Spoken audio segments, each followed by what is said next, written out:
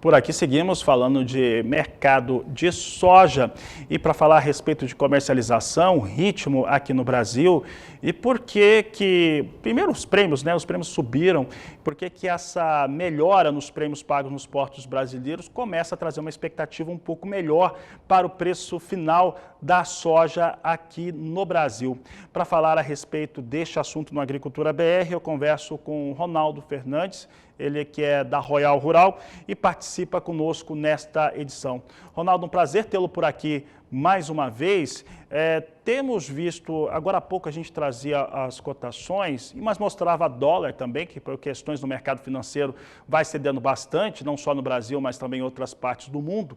Mas, de qualquer maneira, o prêmio da soja vem um pouco melhor nos portos brasileiros. Soja hoje em Chicago reage, principalmente por conta de petróleo, os óleos, óleo de palma, óleo de soja acabou ajudando também, ou está ajudando ainda nesta alta.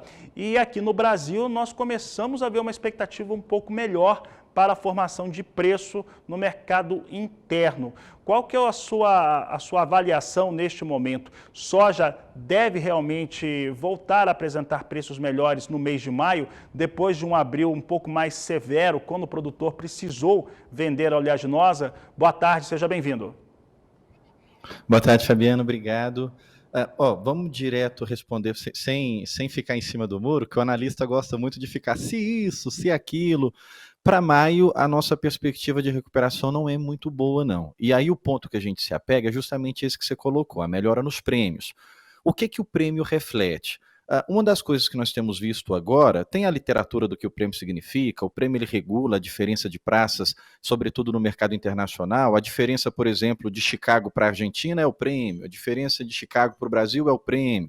Mas agora a gente tem percebido que o prêmio ele tem se valorizado conforme tem a pressão de entrega nos portos. Então, para maio, ainda tem um espaço muito pressionado para entregar. Se você for negociar a soja agora, se você ligar lá para o seu corretor ou direto para o comprador e falar, olha, eu quero entregar em maio, provavelmente a trade vai dizer para você assim, olha, em maio eu já estou muito tomado, já estou muito comprometido. E aí se olha os preços, os prêmios de maio ainda estão abaixo de 100.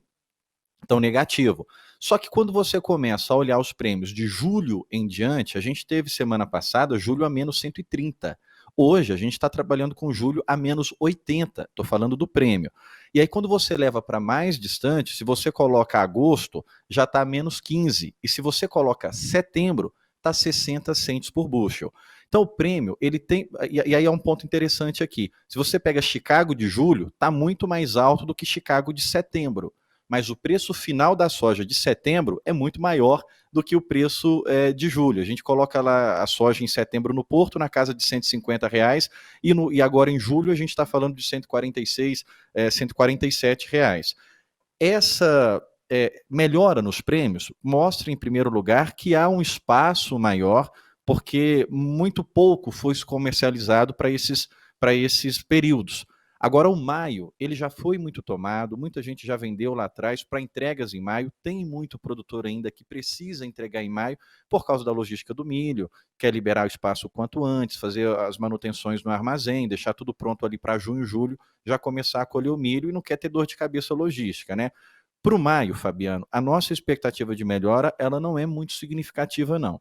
Mas quando a gente olha para os meses mais alongados, julho em diante, o preço já começa a ficar interessante.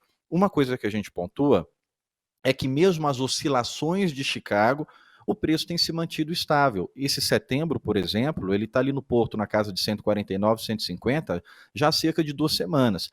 Você pontuou uma coisa muito interessante, esse movimento que a gente tem visto hoje de alta para a soja, ele não é um movimento isolado da soja, eu até dou uma olhada na tela aqui agora, a gente tem milho subindo mais de 1%, o óleo de soja subindo 3%, justamente indo na cola do petróleo.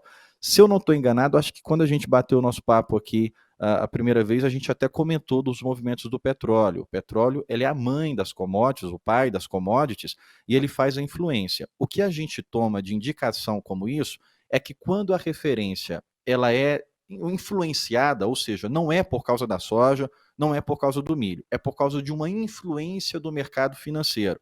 Isso não tende a criar tendência, isso tende a ser uma precificação. Mas o ponto que eu quero chamar é que mesmo essas influências que a soja tem sofrido, às vezes para baixo, às vezes para cima, o prêmio tem mantido ela num preço estável. A gente tem visto setembro se manter ali no 150, de julho em diante se manter acima dos 146. Isso é um indicador importante de que o preço no Brasil pelo menos parou de cair.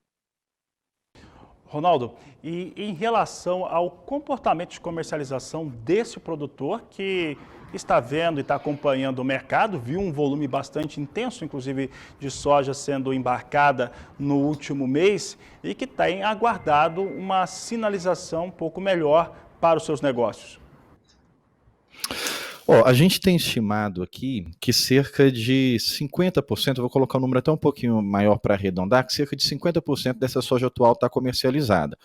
Tem-se uma procura interessante também já para comercializar a soja 24, um pouco acima da média até. Isso quer dizer o quê? Que ainda há um grande volume represado na mão do produtor que precisa vir para o mercado. Uma das coisas que nós chamamos a atenção é lá atrás, produtor, vale a pena você segurar isso no armazém, pagar a conta de carrego e levar até o segundo semestre. E eu lembro que quando nós falamos isso aqui, muitos produtores procuraram a gente, falaram, não tinha feito essa conta, nós estamos fazendo a conta aqui, talvez não valha. E um dos pontos que nós colocamos é, Chicago vai dar oportunidades, momentos de alta, e o prêmio também vai dar oportunidades. Por que a gente está chamando de oportunidades? Porque não é uma tendência. A tendência, você descansa, vai subir mesmo, segundo semestre isso vai estar mais alto, então não tenho que preocupar. Nesse momento, a gente tem enxergado como oportunidades justamente por causa da lavoura americana. O que nós temos colocado com quem tem ligado para a gente, conversado conosco, Fabiano, eu falo, olha, agora a gente enxerga como um momento de oportunidade, porque de agosto em diante, Chicago tem uma tendência de queda muito forte. E de agosto em diante, até novembro ali, a queda de Chicago pode ser maior do que a alta dos prêmios. No entanto, agora a gente acredita que a soja se estabilizou.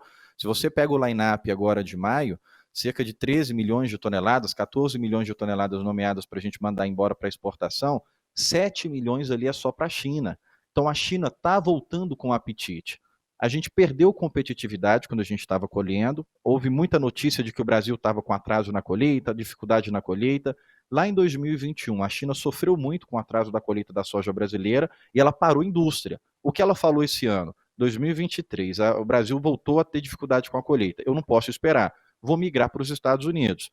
Os Estados Unidos, durante a sua colheita, lá em setembro de 2022, não conseguiu mandar muita soja embora, não. Então ele ficou com o mercado abastecido, ele ficou com cerca de, vou chamar de excesso de soja, mas ele tinha mais ofertas do que o costume para o período. A China viu que a gente tinha dificuldade de colher, migrou para lá. Nessa competição a gente perdeu muito, muito valor, muito preço, e a nossa soja despencou. O que está acontecendo agora é que os Estados Unidos estão no seu pico ali da entre-safra, estão com os estoques já bem mais vazios do que se tinha há umas semanas atrás, há uns meses atrás. O esmagamento nos Estados Unidos foi muito bom no mês passado, um esmagamento muito alto, se consumiu muita soja no cenário americano. E aí o produtor americano começou a segurar a soja. Espera aí, tá usando muita soja, eu não vendo mais. E o produtor americano começou a segurar, a China está voltando para o cenário brasileiro. Então, dentro dessa competição, a gente perdeu muito lá na nossa colheita, mas agora a gente está voltando. E um reflexo disso é justamente os prêmios mais altos. No entanto, quando os Estados Unidos começar a colher, a gente vai entrar em xeque de novo nessa competição. A Argentina está começando a colher também, a gente vai medir ali o que a Argentina de fato vai precisar, o que ela não vai precisar. Então a gente tem variáveis que podem ainda causar um certo desconforto nos preços da soja, mas isso a gente acredita que vai ser só de agosto em diante. Daqui até lá a gente tem visto como oportunidade. Tá certo, Ronaldo. Vou aqui trazer alguns números na quinta-feira, né? Tradicionalmente o Departamento de Agricultura americano traz o relatório de vendas e exportações. Nós vimos um volume, claro, bem mais baixo, até por conta do período, né? Não é um período também de se comprar soja americana, mas a gente sempre faz um comparativo do total que já foi vendido e a meta, né, de exportações do próprio departamento norte-americano.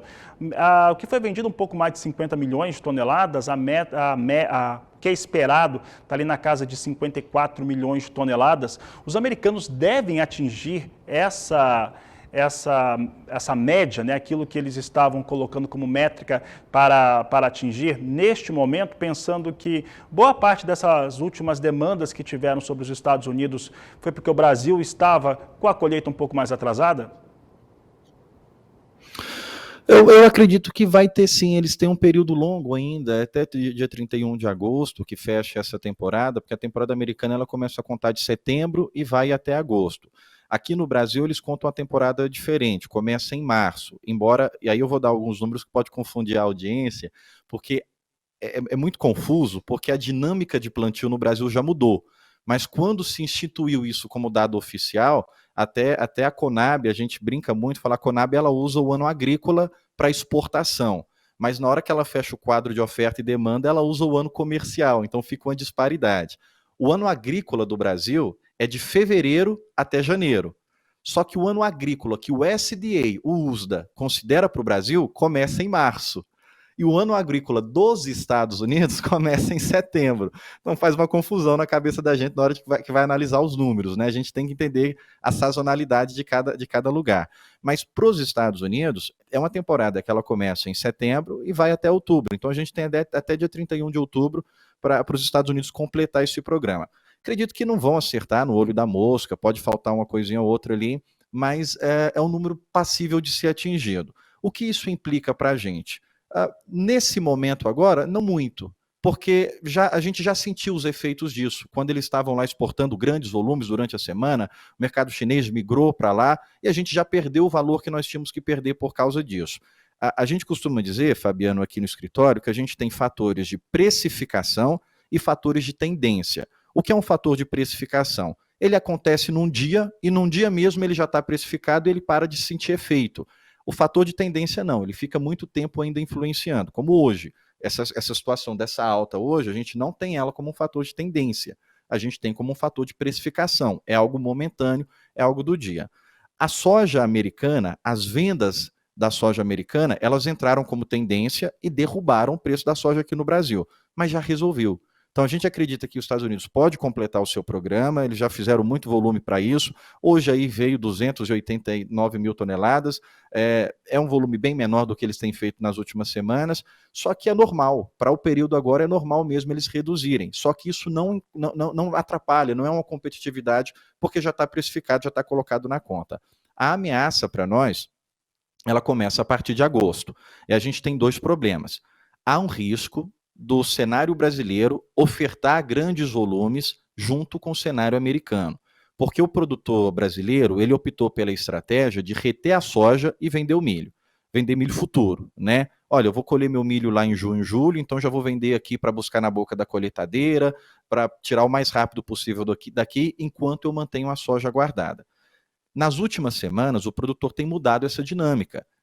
Viu um mercado de milho muito prejudicado, viu que não vale a pena muito, até um amigo nosso, a gente comentava muito aqui, o produtor apostou em vender aquilo que podia subir e segurar aquilo que ia cair.